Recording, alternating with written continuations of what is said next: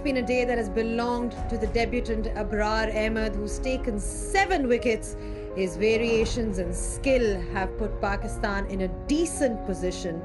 Managed to absolutely bamboozle the England batsmen.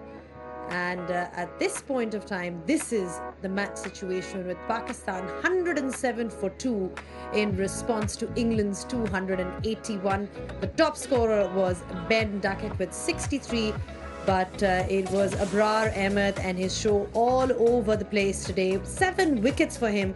In response, Pakistan still got Babar Azam at the crease and they're trailing by 174 runs. Welcome to the Solar Energy Pitch Side Show. Well, like I said, this day belongs to Abrar Ahmed. He was on debut and what a performance by him. And we're here now. I've been joined by Arooj and David Gower on the Inverex Solar Energy Pitch Side Show. Arooj, welcome back. We haven't seen you in a while in the studio. You made it. That's the news for the day. But the other news for the day is that Abrar Ahmed, what a debut for him. Yeah, sensational. I don't think he could have scripted it better. I don't think he'd want to script it better. And I think there was a lot of mystery which has been spoken so much about to good effect. He picked up 7 wickets on debut. I think he's broken a couple of records in the time on how quickly he got them. But the one thing to note was it was genuine craftsmanship with how he sort of got the ball to spin and deceive some quality English batting.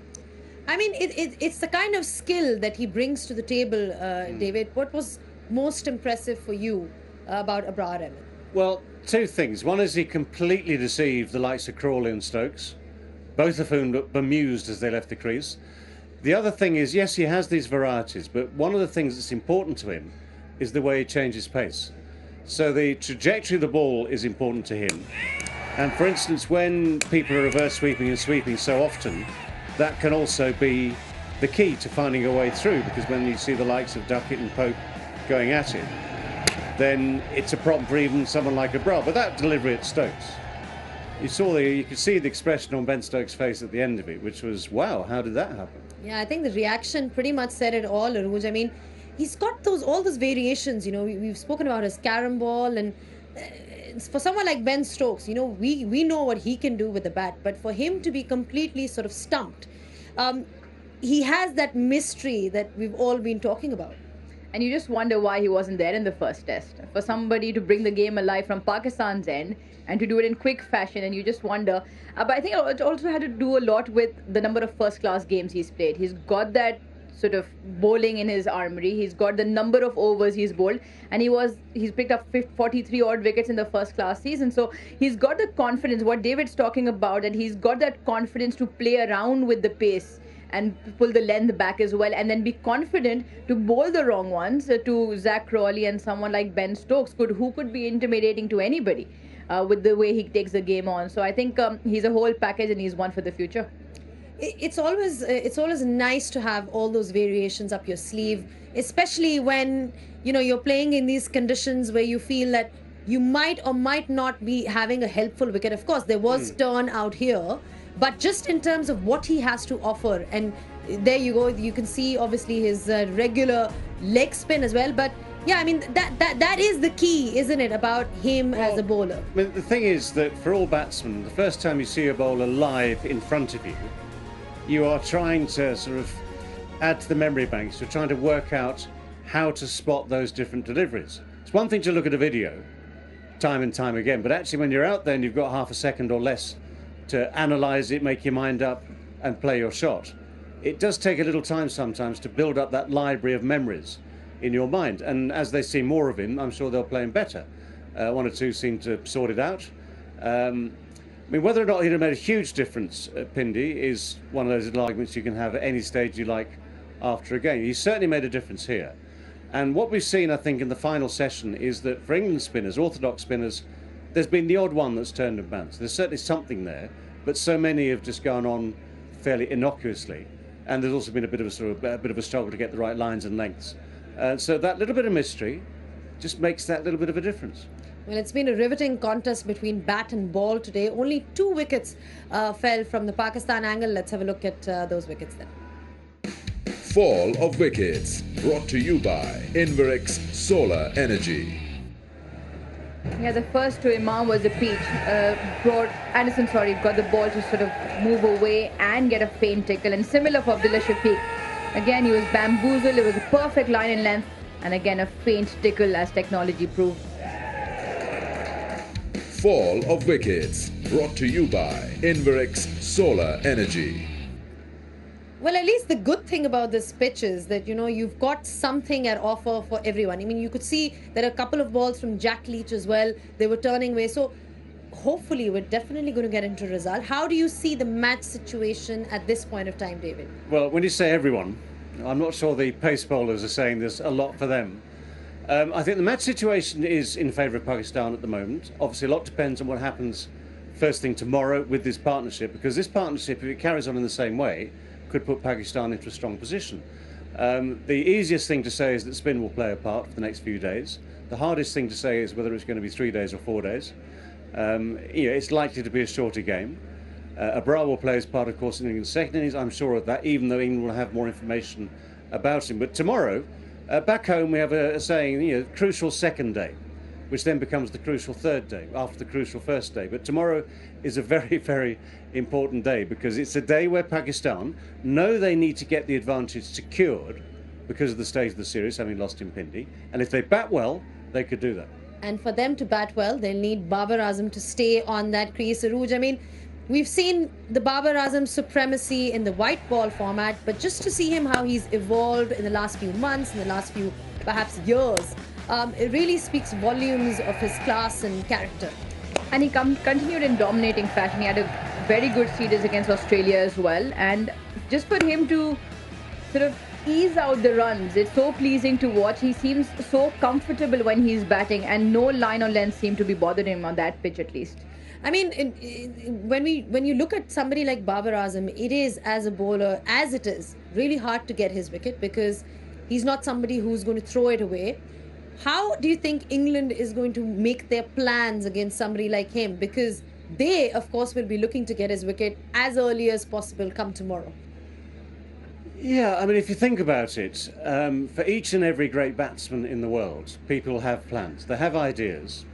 And there are so many old jokes about, we finally got him, 361 caught deep square leg. It sometimes takes time.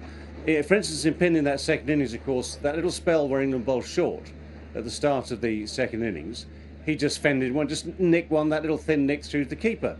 And he's the sort of player where people will say, there's a little weakness there, and they might try and exploit that. But you sort of know what happened with Mark Wood, who is quicker than anyone on this field, and quicker than anyone who was on the field at Pindi.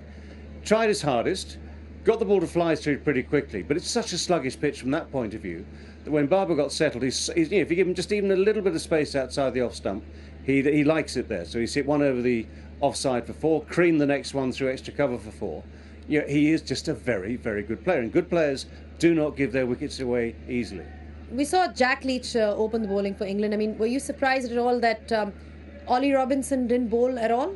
I mean, no, considering his performance in the previous game. That's one of the ironies of the game, isn't it? I mean, I could see Jack Leach opening the bowling because of what they'd seen just prior to that. And I almost said it at tea time, don't be surprised if Jack Leach opens the bowling.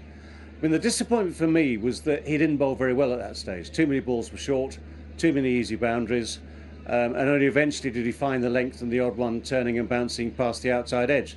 When you do that, Anderson only bowled a couple of overs, Wood that burst of 4, then it was all spin. I mean, there might be a role for any of them. I mean, when the ball's a bit older again, if things are still quiet, and for instance, Babar and Saud are still playing the spin as well, they might see if they can get some reverse. Robinson, might get a couple of overs in that way. But do not put your mortgage, your house, your life, your children's lives on the fact that the seam bowlers are going to have a lot of work in this game. Well, we do feel bad for all the fast bowlers there. But just on Pakistan and their approach in this test match with the batting, Arooj, we saw in the previous test match, one area where we kind of struggled was the fact that the run rate was also, in comparison to England, considerably low. Do you think you saw a better sense of intent and approach in the batting today?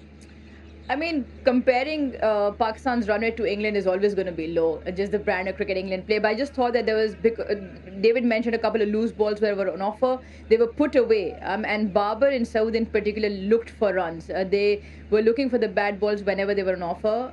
The openers fell early, but the rebuilding, after the rebuilding was done, they just looked to up the tempo a little bit. So I think again for Babar will be crucial.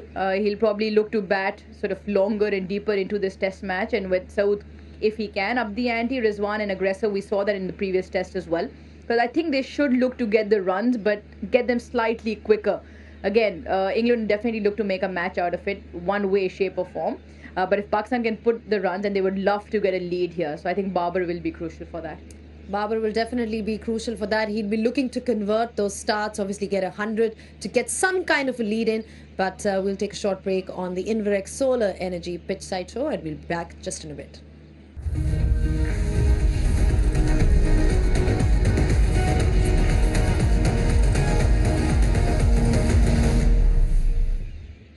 Back at the Inverex Solar Energy Pitch Side Show. Of course, no surprises there that Abrar Ahmed is the top performer of the day. Top Performer, brought to you by Inverex Solar Energy. Yeah, what a day for him. What a debut. And I think it started off with complete deception to Zach Crawley, and he didn't look back. Ben Duckett looking to sweep. And it was just one after the other. Once again, England were looking to play their shot. That one, Ollie Pope, top edging that. Big shot from Harry Brook as he came down, caught in the deep. Excellent catch from Nawaz. And this one, for me, I think was the pick of the wicket. Completely foxing Ben Stokes with the wrong one.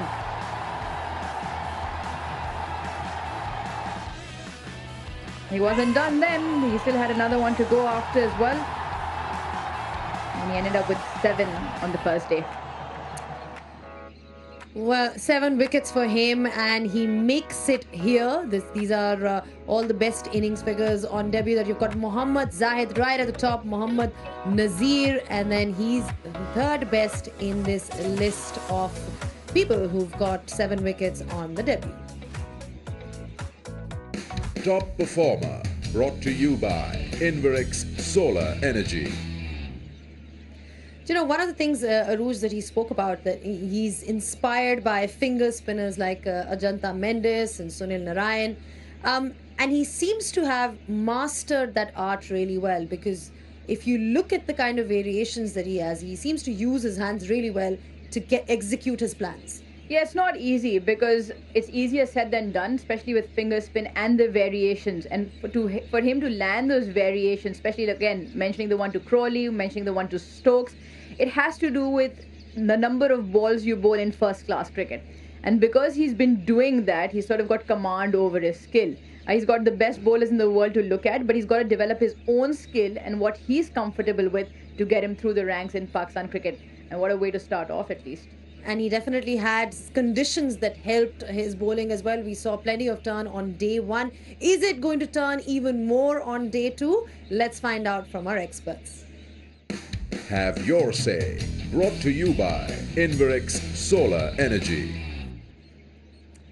Any different, do you think the pitch is going to play on day 2? Are the cracks going to open up? Are we going to get a result in 3 days? I'm going to throw a lot of questions at you and let you do the talking. Right, let me ask the expert. He couldn't make it here tonight, so we'll have to have a guess. Pitches are very hard to predict, as we all know. I think what we've seen today, obviously the first signs of turn have been very encouraging. The difference is Abrar is special, just that little bit more special. Orthodox spin, as we saw in the last session, does so much. I'm predicting gradual deterioration. As a former spinner, Aruj, do you agree with DG's thoughts? I mean, do you think that we'll see anything different to what we saw today? Not dramatically, no. It's not going to become a square turner. It's not going to sort of nip off the rough as well. The couple of ones that did turn were predominantly from the rough. And again, especially with Root and Jacks, even Leach not the biggest turner of the ball. I think it'll be more of a length and line game. Abrar will continue to get spin because obviously he does the magic with his fingers. But it's not going to start. Maybe day 4, come day 4, it could be a little bit more, but nothing special in the next 2 days at least. Nothing special there, but still plenty to offer for the England bowlers. And yeah, that was Have Your Say for you. Have Your Say, brought to you by Inverix Solar Energy. Well, thank you so much for your thoughts, Aruj and David. It's always a pleasure to have you guys on the show. But of course, we'll be joining you once again tomorrow. It's going to be a fascinating day cricket because the match is pretty much in the balance. Dafa News presents KFC versus Pakistan versus England series, and we'll be live tomorrow at 9:15 a.m. I hope you guys enjoyed today's coverage. We certainly did. 7 wickets on debut for Abrar Ahmed. I'm sure it's a proud moment for him and his family, but we have more in store for you, so we'll see you guys tomorrow. After that dramatic ending in Rawalpindi, the show moves to Multan. Oh, what a start this is.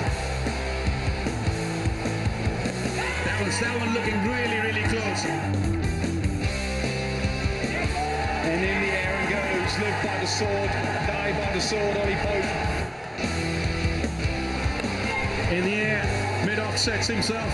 It is a test fifer.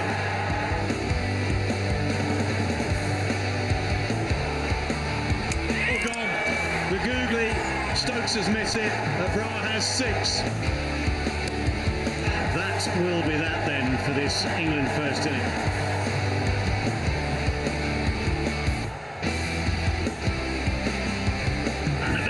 From Anderson and an outside edge.